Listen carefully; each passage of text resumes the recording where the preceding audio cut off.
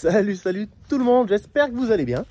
Ça va être un petit moment que je voulais la faire cette vidéo, je me suis dit allez c'est le moment. Je vais faire une petite vidéo, comme on peut dire, retour d'expérience sur l'utilisation du pick-up du Navara, donc le véhicule d'exploitation. Alors on est sur un Nissan Navara double cabine. Aujourd'hui c'est plus commercialisé malheureusement. C'est plus commercialisé à cause de toutes les normes, toutes les charges, toutes les taxes qu'ils ont mis dessus. On peut plus acheter ce genre de véhicule en neuf. Et ouais, parce que à l'époque, on n'était pas assujetti à la TVS, la taxe sur les véhicules de société. Si on avait un véhicule 5 places en pick-up sur une exploitation agricole, aujourd'hui, en achetant des véhicules neufs, ils ont mis la TVS.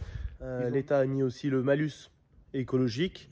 Donc ça, c'est ça plus ça fait que c'est des véhicules qui devenaient hors de prix et donc ils ont arrêté d'être commercialisés. Et pourtant, sur une exploitation agricole, c'est des véhicules qui peuvent tracter des remorques lourdes, c'est des véhicules qui ont de la place dans le coffre. Donc en plus, je suis équipé du hardtop.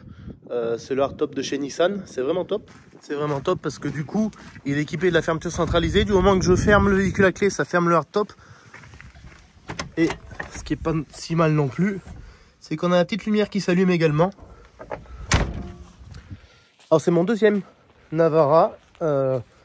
De la même série en fait on va dire, sauf que le premier je l'avais pris en boîte auto, je l'ai gardé une petite année, je l'ai vite changé parce que la boîte auto dans nos utilisations en agricole c'est vraiment une catastrophe. Du moment qu'il y a un petit peu de gadou, ça patine dans tous les sens, la vitesse elle sait pas si elle doit passer, si elle doit s'enlever, c'était une cata.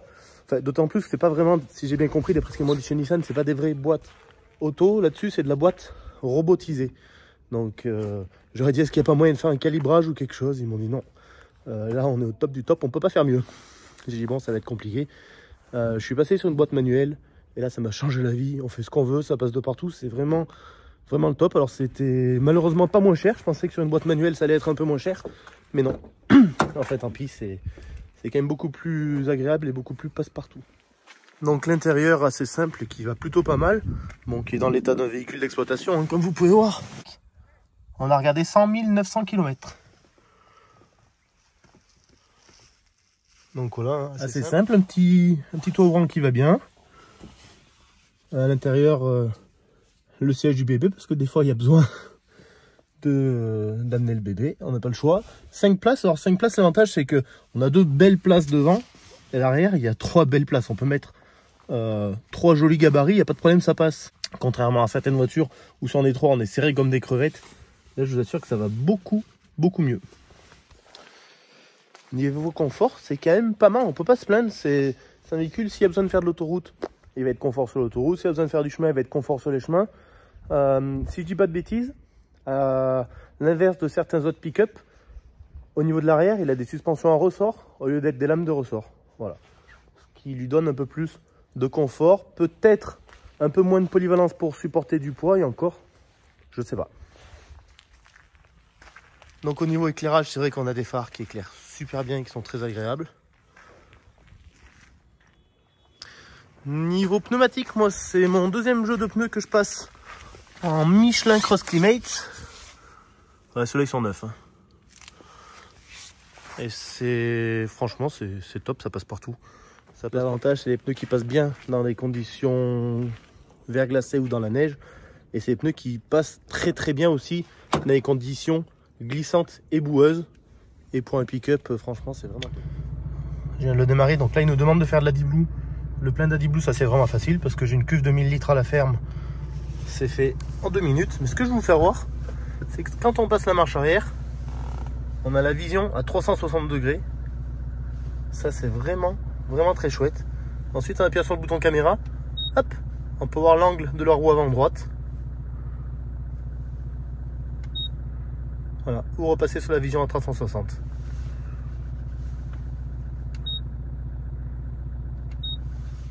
J'ai ressorti le bon de commande de l'époque là pour rien vous cacher. Donc on est sur un modèle 2 litres 3 DCI 190 chevaux. Et je voulais vous faire voir le prix des options qui est assez impressionnante. On voit que le hardtop 4141 €. Et les stickers, les petits autocollants du côté 465 €. Les stickers, c'est juste les stickers Navara que j'ai fait mettre sur les portières. Hein, parce que je trouvais ça chouette. Enfin, tout ça pour dire qu'au final, ça nous faisait un véhicule quand même à 44 000 euros TTC. 44 000 euros TTC, c'est pas rien. Donc là, ça fait 5 ans que je l'ai. Là, je vais avoir fini de le payer. Donc c'est vraiment chouette. Est-ce que je le garde, est-ce que je le garde pas, je sais pas. Peut-être que si on me fait une bonne proposition, je le vendrai. Mais sinon, franchement, il est très très agréable sur l'exploitation. C'est vraiment, c'est vraiment le top de rouler avec un véhicule pareil. Je ne vais pas parler de la consommation, mais la conso, faut pas se leurrer. On est rarement en dessous des 10 litres au 100. Je vous ai pas dit non plus que j'avais fait reprogrammer le moteur pour gagner pas mal de couple et un tout petit peu de puissance parce qu'il était 190, on l'a monté à 210. On a bien gagné en couple, ce qui nous a fait chuter quand même un petit peu la consommation. Voilà, je pense qu'on a gagné un demi-litre, voire 1 litre au 100, donc c'est pas rien hein, sur 100 000 km.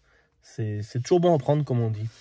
Donc en 2 mots, si vous devez investir dans un pick-up sur votre exploitation, parce que des pick-up comme ça, on en trouve d'occasion. Bon, c'est vrai que malheureusement, ils sont très onéreux parce que ils deviennent très rares.